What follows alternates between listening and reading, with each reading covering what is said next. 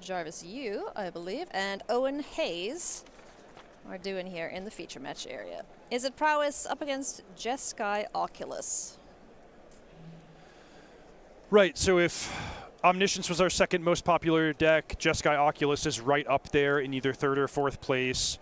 And another matchup where the Oculus players, they're bringing this deck because they feel like they have a lot of game against Izzet Prowess. Bigger creatures, life gain in the form of, you know, Sheltered by Ghosts, sometimes Lightning Helix. Just a lot going on, and we're going to see if Owen Hayes can sort of keep it going and advance to 8-0 against Jarvis Yu, one of the stronger players in the field, playing that Boogeyman Izzet Prowess. Monastery Swift Spear taken care of rather swiftly, courtesy of Torch the Tower. Now we see Tersa, Light Shatter hit the board, and we're going to get frisky here, potentially. Ooh, it looks like Owen mulliganed really low in this game. Okay. Or maybe just to 6.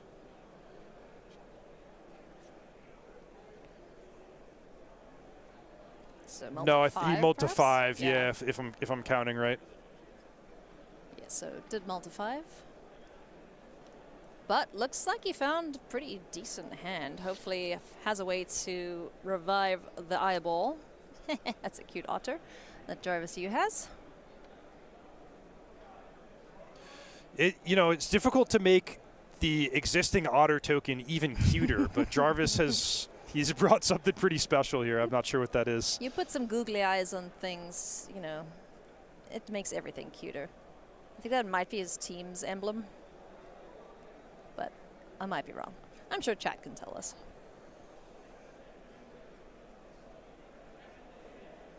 So Tersa Light Shatter up against an otter. 2 mana open for Jarvis Yu.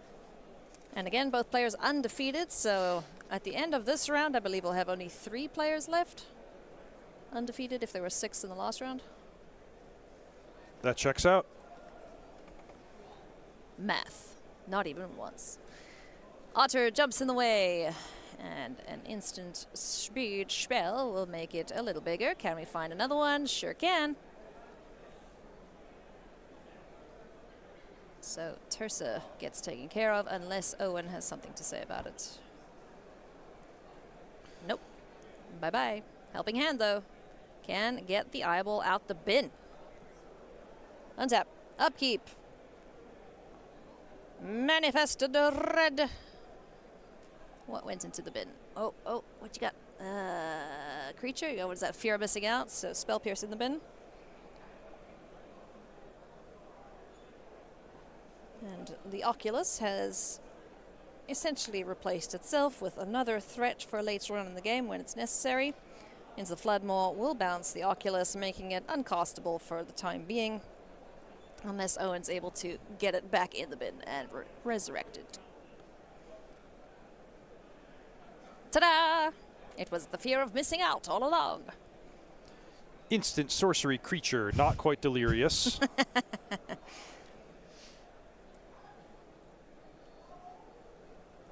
How many types do we have? Critter, sorcery, instant. So one more thing.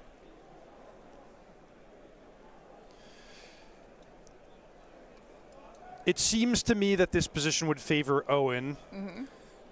Jarvis neutralized the abhorrent Oculus by bouncing it to the opponent's hand, but that does not mean gone forever. It means that Owen can find another way to discard it and reanimate it. It means that he could just get 2 more cards in the graveyard and cast it.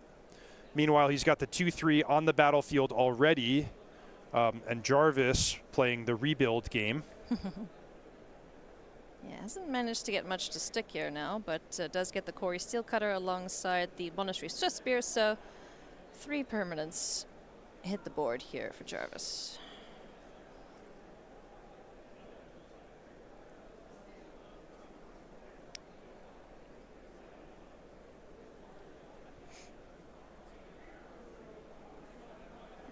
Trigger. In for some damage. Down to 15 goes Owen. Jarvis sitting at 12. Not too worried about life totals yet for either player. Oh, Steam Core Scholar, nice. That's a really nice one. Oof. It's a clear way to set up the Oculus, either by discarding it or by discarding other cards. Just a way to get some traction in an otherwise awkward draw. Okay. Discarding Glacial Dragon Hunt, sheltered Oh, by boy. ghosts. Nice.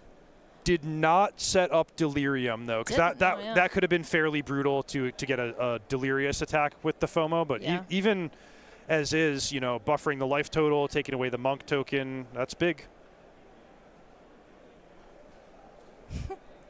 Sheltered by Ghosts. I remember when it was revealed, I was like, this card is very good. Yeah, For, right? Was it uncommon? Yeah. Mhm. And proved to be. I mean, it's probably one of the best performing cards in the limited formats in Duskmourn. Yep, Jarvis is taking a look, making sure there's no Delirium yet. Floodmore. Oh, you have to pay the ward for that. Yep.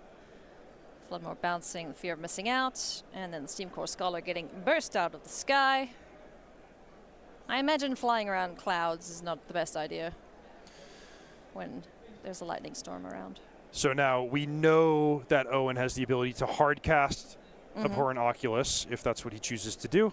Marauding Mako, and the hard cost, like you mentioned. And then my favorite play, which is to cast Fear of Missing Out, not to set up your graveyard, but if it's just the last card in your hand, you discard nothing, you draw a card. That always feels That's pretty sweet. really good. Will he? And oh, interesting. Okay. And Owen's done a really nice job of now gumming up the ground. So if Jarvis can't assemble something like a Slick Shot Show Off, then he's going to have a lot to fight through.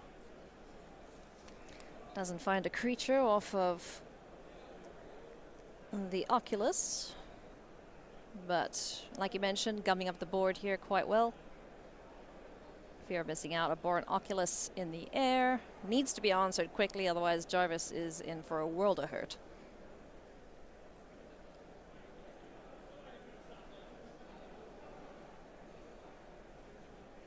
So Jarvis, I love this from him. He pumps the brakes. I think in his mind, he said, okay, this turn is for leveling up my talent, getting back into the Flood Maw, and removing the Abhorrent Oculus. The reason he paused is he decided he was not going to launch an attack into the opposing blockers, and therefore he would rather have the ability to trigger Prowess on Owen's turn so that his creatures would be more formidable as blockers. Nice. The downside, however, is enabling this harmonized play. So 6 of one, half dozen of the other. Glacial Dragon Hunt, able to take care of one of these creatures on the other side. Abhorrent Oculus getting in for some damage in the air. And Inti, Seneschal of the Sun, another sweet card if you're looking to discard some stuff.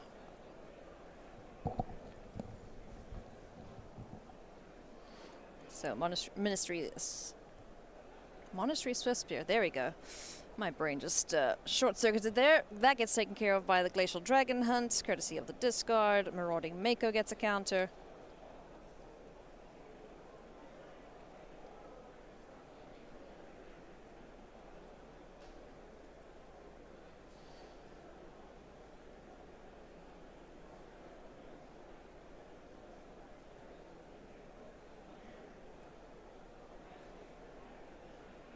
And now just keeping track of all the various triggers going on the stack here at the attack step. Jarvis is fighting, but I don't think he's going to be able to overcome the value that Owen has generated, nor do I think he's going to be able to steal the game with the big flurry of damage. So I think he's just in the mode of stay alive a couple more turns, but I don't think there's terribly much hope for Jarvis in this game one here.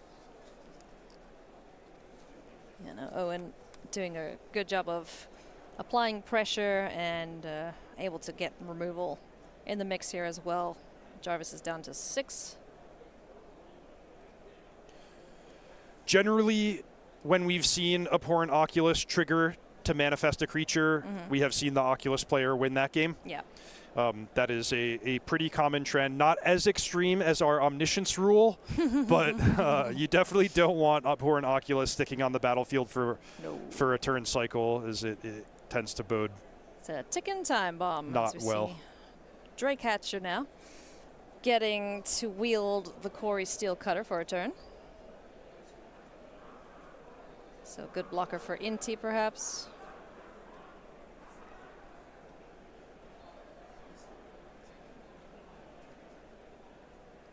So what's happening right now is the Drake Hatcher is attacking as a 2/4 Vigilance. Owen blocks with just the fear of missing out, which is exactly what I would do. And actually, a nice turn for Jarvis. Maybe I counted him out a little early. It's helpful that there's Vigilance on the Drake Hatcher. So Jarvis... Is it true that he could have created a Monk token there? Because he cast the Drake Hatcher, he cast the Flood Maw as the second spell. He could have made a Monk, though he wouldn't have wanted to re-equip. That would have meant not killing the FOMO. But that's a legal play, right? You make the Monk, you don't equip.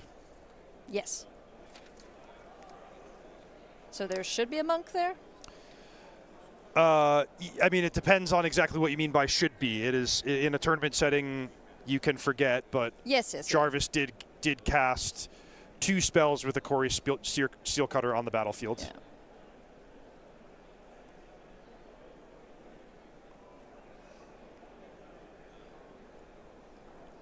Yeah, I was just checking if it's a you may.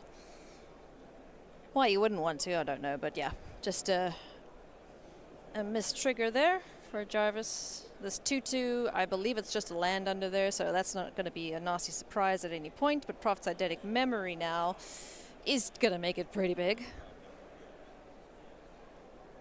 So what's that, a 5/5? No, wait, hang on. Is that representing its current power, or? Yeah, no, that's a 5/5. Oh boy. Okay. Oculus, once again. You don't see it cost that often, huh? It's usually not how you get this guy on the battlefield. It takes a long game like that one in order for Oculus to get cast. But that was a good battle. Both players, you know, back and forth making a game of it, but Owen eventually getting over the finish line, and you know, props on a mulligan to 5 too. Yeah, that was a dicey start. Turns out card draw was pretty good, huh? Yeah, no kidding. All right, sideboards. Let's take a look here at what the players have to work with. Jarvis seems pretty certain of what he's taken out right off the bat here. Jarvis has played this matchup before. I think both players are probably familiar with their plans at this point. So sideboard for Jarvis. So yeah, Jarvis, Ghost Vacuum is pretty straightforward. Kidnap, I am not familiar with. That's some kind of mind control effect. You get to take a thing and then it stays tapped. When it enters, tap a creature. If it wasn't promised, put 3 stun counters on it, and you control the creature. Hey, I wouldn't mind taking an Abhorrent Oculus if my opponent's going to set me up for that. So I wonder if Jarvis will grab that one. Lithomantic Barrage, Scorching Shot. These are ways to kill a 5/5 flying Abhorrent Oculus. I'm not sure what the players will think about Spell Pierce on either side of the table. That's a card that players do not have universal agreement on in this sort of matchup, but they might have it, they might not. Meanwhile, we talked about how challenging sideboarding is for this Oculus deck. So many different tensions pulling you every which way, but I think Owen has probably developed a pretty clean plan for this matchup. Magebane Lizard is an interesting one to really punish like this guy. The Izzet player for casting a bunch of spells in the same turn. It's so cheeky. I don't think I've ever seen it actually do its thing in a setting, but tournament setting. But it's a really sweet little guy that punishes your opponents for casting non-creature spells. You know, it's kind of like Storm. It's Storm-ish, where every time you cast a spell, it's just going to keep adding the number of damage that it does to you, your opponent. Yeah, and it adds up fast. I mean, especially given that the Oculus deck is a creature deck that can give as good as it gets and pressure Jarvis's life total already. Suddenly, Magebane loses on the battlefield. You have a big turn. You take 6 damage. You're like, okay, well now I can't just mindlessly attack you because I have to sweat my own life total. Yeah. You know, you're going to attack me back. I have to play defense. The Izzet deck doesn't like to play defense very much. So there's a lot of interesting tensions, and I'm eager to see what the players bring for their post-board configurations. In the meantime, Ailey, I was chatting with Jarvis last round. He has an interesting backstory for this tournament. Oh, yeah? He's from like the Baltimore, Washington, D.C. area. He showed up to the airport to fly last night. Flight was delayed. Oh, no. Flight was delayed. Flight was delayed. Flight was canceled. Oh, no. So then he called up his buddy. They got in the car. They drove overnight. And he said he got here at 3:30 a.m. Before waking up at 7 to get ready to play. And he's 7-0. And he's 7-0. So I told him, I was like, buddy, just, you know, get to the finish line today, get a good sleep, come back fresh tomorrow. But I mean, I think he's running. I bet he's glad he made the drive at this point, right? Yeah, I bet he's running on stress and caffeine at this point. That's right. Jeez.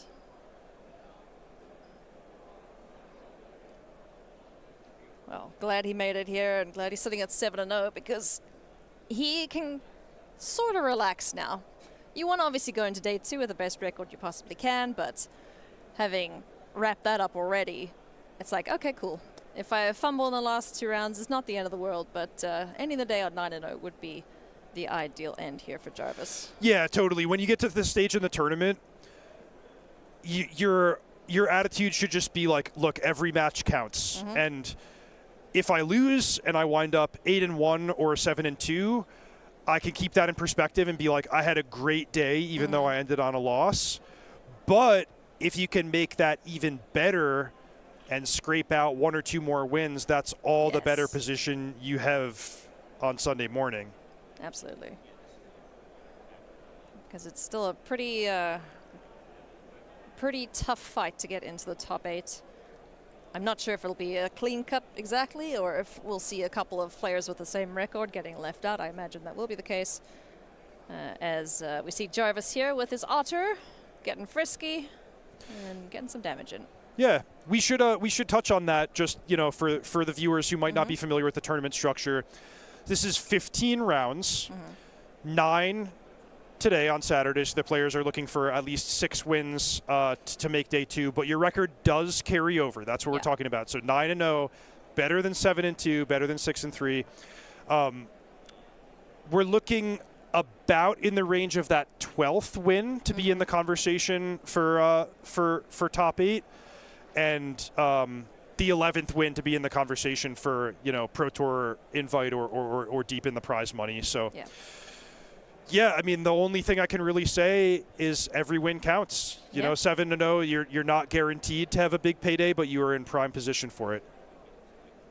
Plus, it just feels good. For sure. Not picking up any losses in the day.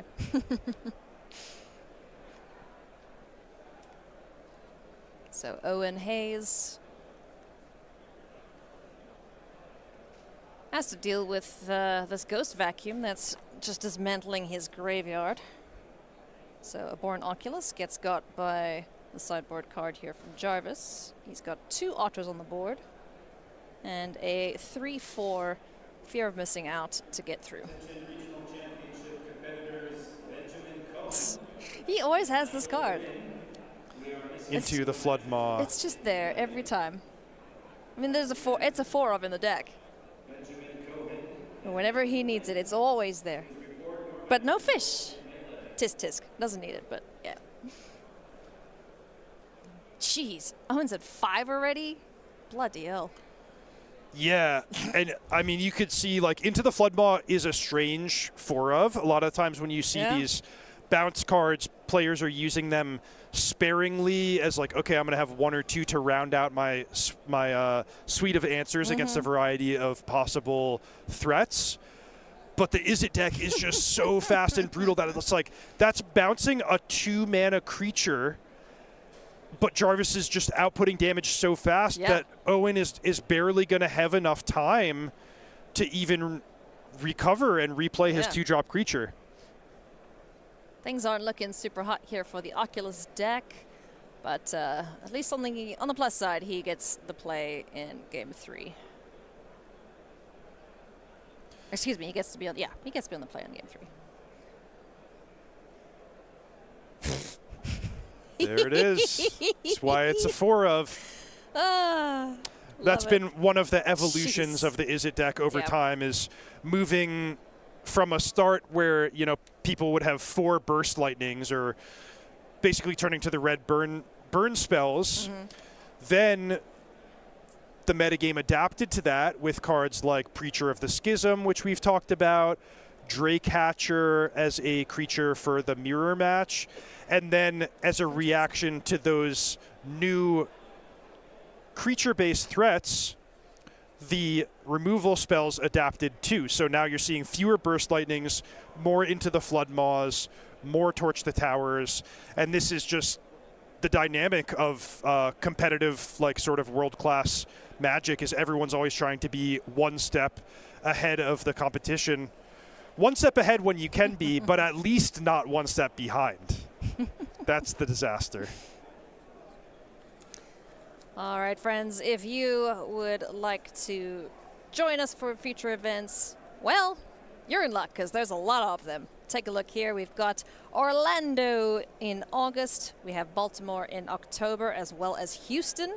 So 2 weekends in October if you feel like making the trip out there. And then in November, it is going to be in Las Vegas. So starcitygames.com/SCGCon. We got Spotlight Series. We have regional championships. We have so much more at these events than just what you see on screen. So do come check it out. Come check out the Magic artists. Come check out singles. Come trade some cards in. You know, come and play some Commander. Whatever floats your boat, pretty sure you can find it over here. I've got my eye on Spotlight, the Spotlight event in Baltimore. There's a lot of the East Coast Magic crowd that's here in Hartford, I think, will also be looking at that one in October. So just basically keeping my eyes and ears open for more information about that event as it rolls out. Because that's that Spotlight Series, the theme at least is to be announced. So I bet it'll be cool though, because so far so good. Most of them have been cool. Yeah. Turns out we have a pretty cool hobby.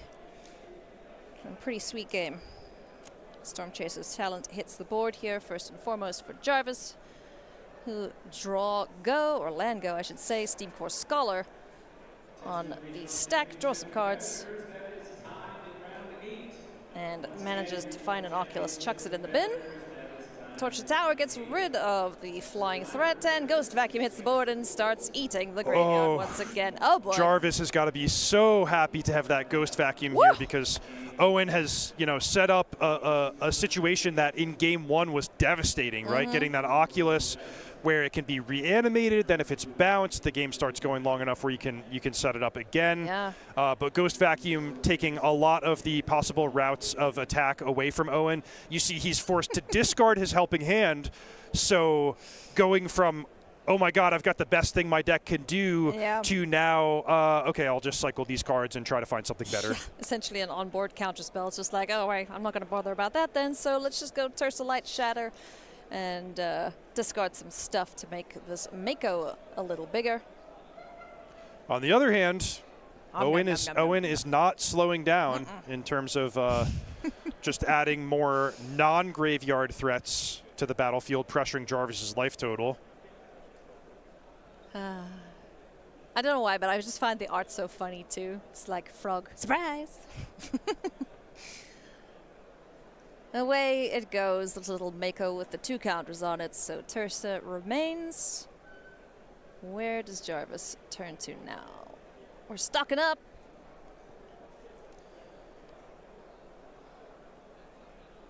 He has stocked up. He has already made his land drop. Might have to take a little more medicine from the Tersa Light Shatter, but at least he's not getting comboed by the Oculus. 3 more damage. Down to 13 goes Jarvis. What's your follow-up here, Owen? What you got? The Magebane Lizard. Yeah! And a Mako. All right, so now we get to play the fun game of how many non-creature spells are you going to cast, Jarvis? I also want to see Ghost Vacuum do its thing, because it's not just, oh, I'm going to eat your graveyard. It's a, yes, I can cast all these things. That comes up, yeah. Yeah. It doesn't come up often, but it'd be great to see. It's on my bingo card for the weekend. As well as this Magebane Lizard doing some stuff, so. Right. Okay, Scorching Shot. That's a good one. Takes care of the Lizard. Boo. It's still got its little cheeky hit in. Yeah, it got some retribution there. Good answer for it, that's for sure. And also a good distraction from Tursa and the Marauding Mako. You know, I've changed my mind. There's one good thing about Planeswalkers, and that is that it's distraction tactics. It's like, yeah. Oh, I'm at 5. Here's a Planeswalker. Look, go hit that. I really like the configuration where you have like a Planeswalker and one blocker. And so if they want to kill the Planeswalker, they have to really overcommit. And then you just say, okay, I'm not going to block. And Planeswalker takes all the heat for me. Love it. You get a free turn. Tursa, dead, but not. As a replacement joins the fray once again, Marauding Mako gets a little bigger and can swing in here for 3, unless we have something else before combat. 6 cards in graveyard. That's 1 away from Tursa's extra text box coming into play. Yeah. Oh, wow. Look at this. Ooh. What? Sheltered by Ghost is going to exile the Ghost Vacuum, but more importantly, just be another big life total swing. And Jarvis can ill afford to pay for that ward in a game where he's scrambling to come back from behind. Goodness me. Owen Hayes has 0 chill right now. Sheltered by Ghosts, taking away any potential for that Ghost Vacuum to pop off. Jarvis Yu has 2 things that he needs to deal with, one of them having wards, so a blocker and a removal spell needed to stay alive. Oof, I say. You said it.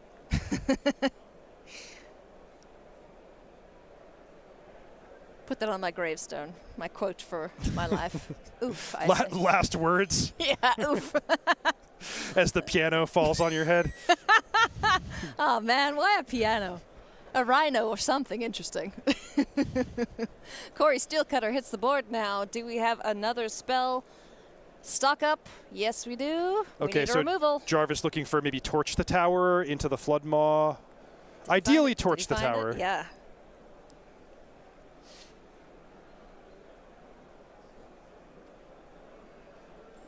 Come on, fight back. Something. You have something, right? Another hasty threat here would pretty much seal things up here for Owen. 2 mana, a Braid, and that is gonna do it. So, Owen Hayes, Jeskai Oculus, 8-0. That was a sweet matchup.